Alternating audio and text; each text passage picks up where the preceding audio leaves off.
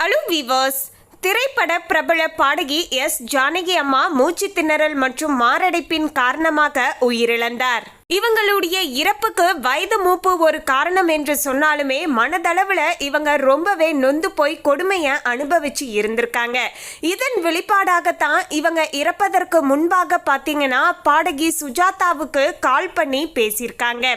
அந்த ஃபோன் உரையாடலில் கூட மனம் நொந்து இனி வாழவே கூடாது இந்த பூமியில் அப்படிங்கிற அளவுக்கு பேசியிருக்காங்க. நான் ஏன் இன்னும் இந்த பூமியில் வாழணும் அப்படிங்கிற மாதிரி ரொம்பவே எமோஷ்னல் ஆகி சுஜாதா கிட்ட பேசியிருக்காங்க. இவங்க பேச பேச பார்த்தீங்கன்னா சுஜாதா என்னதான் ஆறுதல் சொன்னாலுமே சுஜாதாவுக்கு பார்த்தீங்கன்னா இவங்க பேசின விஷயங்களானது அவங்களுடைய மனதுக்குள்ள பார்த்தீங்கன்னா மிகப்பெரிய சோகத்தையும் அதை நினச்சி இப்போது பார்த்தீங்கன்னா கதறி கதறியும் அழுதுட்டு இருக்காங்க. என்னங்க சொல்றீங்க? 4 தேசிய விருது, மக்களுடைய அன்பு என்று எல்லாமே இருந்த இவங்களுக்கு கடைசி காலத்துல அப்படி என்னதான் கொடுமை நடந்துச்சு, ஏன் இவங்க வாழக்கூடாது அப்படிங்கிற அளவுக்கு நினைச்சாங்க என்பது போன்ற கேள்விகளானது உங்களுக்குள்ள வந்திருக்குங்க. அது குறித்த முக்கியமான தகவல் தான் இப்போது கிடைச்சிருக்கு. அதாவது இறப்பதற்கு முன்பாக பாடகி சுஜாதா கிட்ட ஜானகி அம்மா கால் பண்ணி என்ன பேசியிருக்காங்க அப்படிங்கிற பல முக்கியமான விஷயங்கள், திடுக்கிடக்கூடிய உண்மைகள் எல்லாமே வெளிவந்திருக்கு. அது பற்றி பார்க்கலாம். அதுக்கு முன்னாடி இன்னும் நம்ம சேனலை சப்ஸ்கிரைப் பண்ணலன்னா சப்ஸ்கிரைப் பண்ணிடுங்க. அப்படியே பக்கத்தில் இருக்கக்கூடிய பெல் ஐகானையும் ப்ரெஸ் பண்ணிடுங்க. வாங்க வீடியோக்குள்ளே போகலாம். என்னுடைய மகனே என்னை விட்டு போயாச்சு, என்னை எதற்காக கடவுள் பூமியில வைத்து இருக்கணும் என எஸ் ஜானகி கேட்டதாக பாடகி சுஜாதா உடைந்து போய் அந்த விஷயத்தை சொல்லி கதறி அழுதுருக்காங்க. இது குறித்து சுஜாதா என்ன சொல்லியிருக்காங்கன்னா, ஜானகி அம்மா மறைந்து விட்ட செய்தி எனக்கு மிகவுமே அதிர்ச்சியை ஏற்படுத்தி இருந்தது. எப்போதுமே அம்மாவுடன் நான் பேசிக்கொண்டே தான் இருப்பேன். கடந்த 2 ஆண்டுகளாகவே நாங்கள் மிகவுமே நெருக்கமாகி விட்டோம். ஜானகி அம்மா எழுதிய பாடல்களை என்னுடைய மகள் ஸ்வேதா பாட வேண்டும் என கேட்டார். இதனால இந்த பணிகளுக்காக நான் அவரை அடிக்கடி சந்திக்க நேரிட்டது. கடந்த 2 மாதங்களுக்கு முன்பு நாங்கள் மைசூர்ல அவரது வீட்டில் பார்த்தீங்கன்னா தங்கியிருந்தோம். அப்போது நான் சொன்னேன், அம்மா நீங்க ஆரோக்கியமாக இருக்கிறீர்கள் என்றேன். அதற்கு அம்மா என்னை எதுக்கு வச்சிருக்கணும், பையனே போயாச்சு, நான் எதுக்கு இங்க இருக்கணும் அப்படின்னு கேட்டிருக்காங்க. ரொம்பவே எமோஷனல் ஆகியும் அழுதுருக்காங்க. அதே போல பார்த்தீங்கன்னா இவங்க மைசூர்ல இருக்காங்க. சுஜாதா அவங்க பார்த்தீங்கன்னா சென்னையில் இருந்தாலுமே அடிக்கடி ஃபோன் பண்ணி பேசக்கூடிய பழக்கமுமே பார்த்தீங்கன்னா இருவருக்குமே இருந்திருக்கு. அதுலேயுமே கடந்த 2 வருட காலமாகத்தான் சுஜாதா அவங்களும் ஜானகி அம்மாவும் ரொம்பவே பார்த்தீங்கன்னா நெருக்கத்தில் இருந்ததாகவும் சொல்லப்படுதுங்க. மேலும் பார்த்தீங்கன்னா அவர் ஒரு புத்தகம் போல அவரை பார்த்து தான் நாங்கள் எல்லாமே கற்றுக்கொண்டோம். இவ்வாறு கூறிய போதே சுஜாதா பார்த்தீங்கன்னா ரொம்பவே உடைஞ்சு போய் அழுந்திருக்காங்க. அவரை அவரது கணவர் பார்த்தீங்கன்னா தேற்றியுமே இருந்தாங்க. ஆந்திராவில் பிறந்து 17க்கும் மேற்பட்ட மொழிகளில் 50,000 பாடல்களை பாடிய பின்னணி பாடகி ஜானகி கடந்த சில ஆண்டுகளாகவே பாடல் பாடுவதையும் இசை கச்சேரிகளில் கலந்து கொள்வதையும் நிறுத்தி கொண்டார். இதனால அவர் மைசூரில் உள்ள வீட்டில் ஓய்வு எடுத்துக்கொண்டு இருந்தார். இந்த நிலையில தான் நேற்றைய தினம் அவருக்கு திடீரென உடல் உபாதைகளானது ஏற்பட்டிருக்கு. இதையடுத்து தான் அவரை பார்த்தீங்கன்னா மைசூர்ல அப்போலோ ஹாஸ்பிட்டல்ல பார்த்தீங்கன்னா அனுமதிச்சிருக்காங்க. இதையடுத்து நேற்று இரவு பார்த்தீங்கன்னா, அதாவது நேற்றைய முன்தினம் இரவு பார்த்தீங்கன்னா அவர் உயிர் பிரிந்தார்.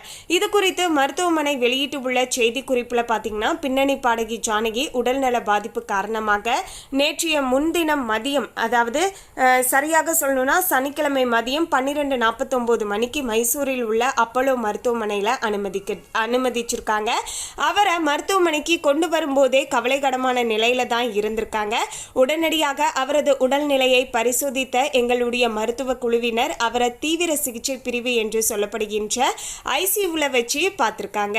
அங்கு பல்வேறு மருத்துவ நிபுணர்கள் கொண்ட குழு தீவிர சிகிச்சை கொடுத்து வந்திருக்காங்க.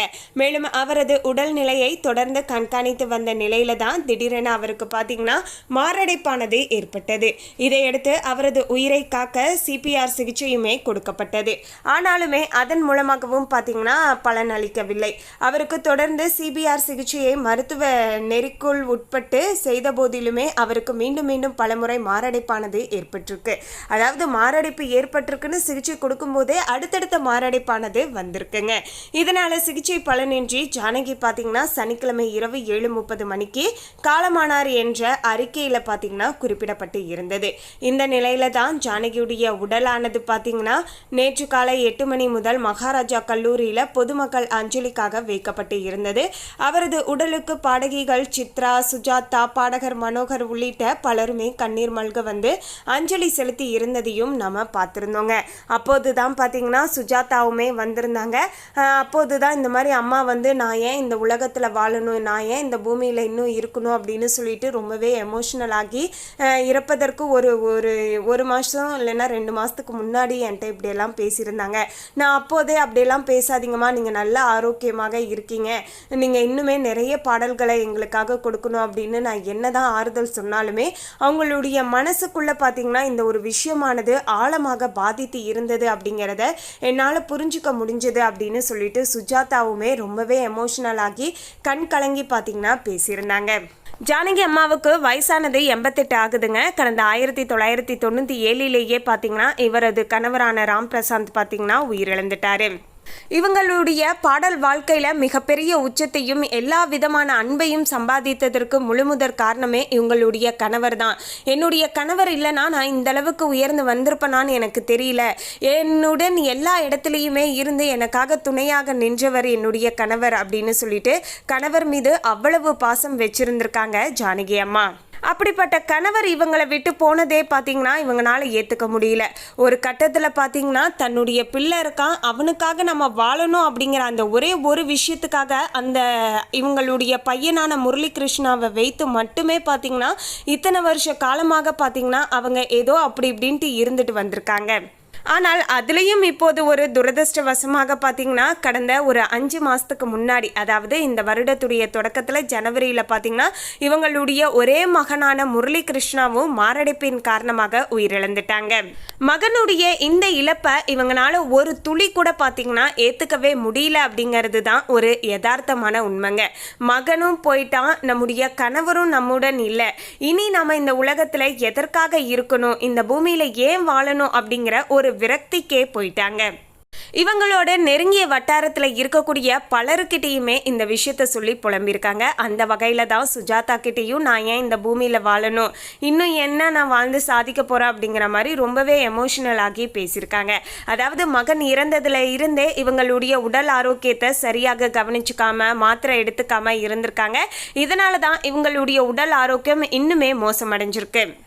இதனால தான் இவங்க மரணம் அடைஞ்சிட்டாங்க அப்படின்னு சொல்லிட்டு பலருமே பார்த்தீங்கன்னா வேதனை அடைஞ்சிட்டு வராங்க. மேலும் மைசூருக்கு பக்கத்தில் இருக்கக்கூடிய ஜானகியின் பண்ணை வீட்டில் தான் பார்த்தீங்கன்னா நேற்றைய நாள் இவரது உடலானது தகனம் செய்யப்பட்டு இருந்தது. இறுதி சடங்குகளை அவரது பேத்தி செய்து வந்தார் என்பதும் குறிப்பிடத்தக்கது. அரசு மரியாதையுடன் இவருடைய உடலானது நல்லடக்கம் செய்யப்பட்டது என்பது குறிப்பிடத்தக்கது. மேலும் இந்த தகவலை பற்றிய உங்களுடைய கருத்தை கமெண்ட்ல பதிவு பண்ணுங்க. இந்த தகவல் உங்களுக்கு பிடிச்சிருந்தா லைக் பண்ணுங்க, ஷேர் பண்ணுங்க. இது போன்ற சுவாரஸ்யமான தகவலை தெரிந்து கொள்ள சேனலை சப்ஸ்கிரைப் பண்ணிடுங்க. தேங்க்யூ.